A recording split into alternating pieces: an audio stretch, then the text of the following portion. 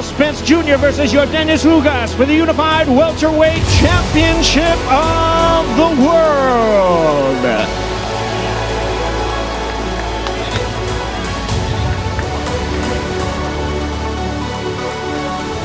I'd like to thank everybody for coming out and supporting me. I'm putting on a great show and a great performance.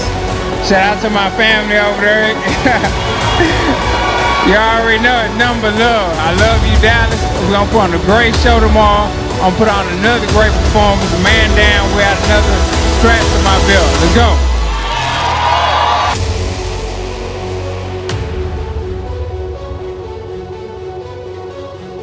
Assuming all goes according to plan against Yordenis Ugas and you have your hand raised on Saturday, April 16th on Showtime pay-per-view at AT&T Stadium, is a matchup against Terrence Crawford in the near future? I think so. I'm hopeful that, it can happen. I had 3 belts. He had his belt. So, that'll be the ultimate goal. And I feel like that'll be the biggest fight in sport.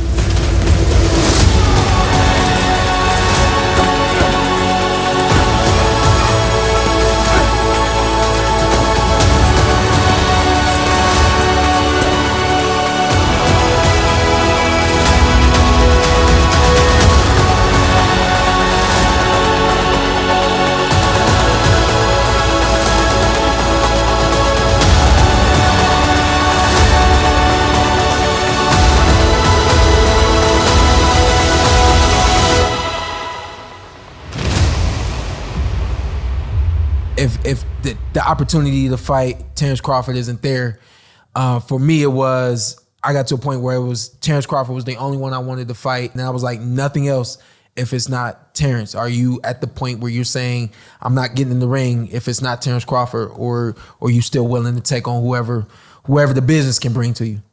Well, I already told them, the powers that be, so to say, what people yes, say. Sir. Yes, sir.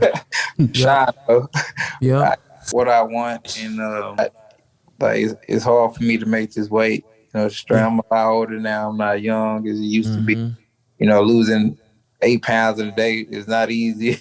Yeah. So, I told him this is the fight I want. And then after that, I'm moving up. So it's 2 more fights. It's Ugas and crunch time next, and then it's over for me. I'm going up.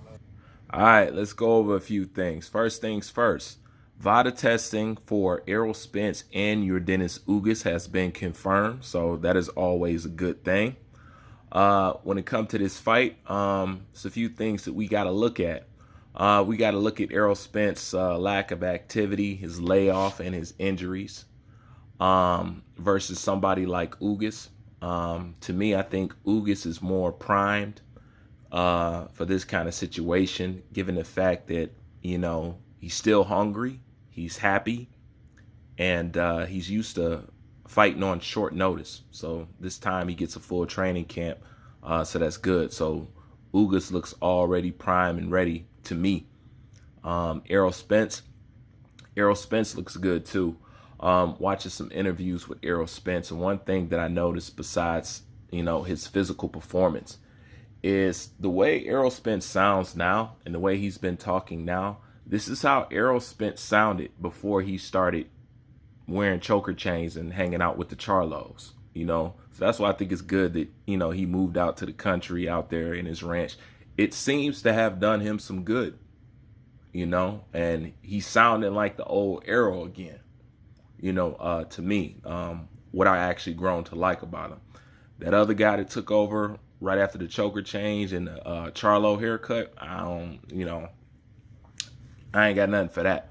But Errol Spence looks and he sounds good, and he looks ready.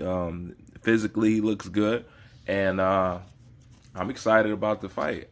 Actually, I'm eager to see what the outcome is going to be. Now, I heard that Derek James and Errol Spence said that they don't believe this fight is going to go 12 rounds, and I know Errol Spence is aiming for a knockout, even though he haven't stopped somebody in some years. I think that I wouldn't have put that out there. I don't think Errol Spence should actually be worried about the knockout personally. I think he should just be worried about winning. I mean, already getting in there with somebody like Ugas after his situation is impressive enough. But I wouldn't put the pressure on myself by trying to get a knockout, because Errol Spence could possibly get knocked out, and he could put mental pressure on himself while he's in there if he doesn't try to get the knockout. And being the fact that, he's in the AT&T Stadium, he's in his hometown, so people looking for him to show up and show out. I just wouldn't have put that pressure on myself like that. Not with somebody like Ugas, unless I'm extremely confident. And maybe he is, but, we'll see. I don't know. I just think even if it's a 12 round, unanimous split, whatever, like I said, that's still a good win to me. I wouldn't have pushed the knockout, but maybe that just shows how confident he is. And the other question that people are asking is Errol Spence going to call out Terrence Bud Crawford? Well, that's what he's saying now. He's at least mentioning Terrence Bud Crawford's name more than he usually has.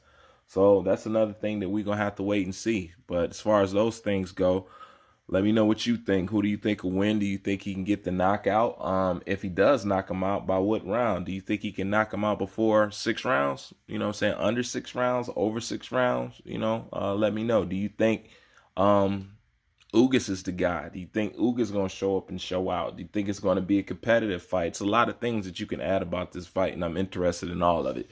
So leave your thoughts and your predictions in the fucking comment section below. Also, don't forget to check out the Rundown Hunt for Undisputed. I'm going to leave the link in the description box. I'll get back with y'all. I'm out.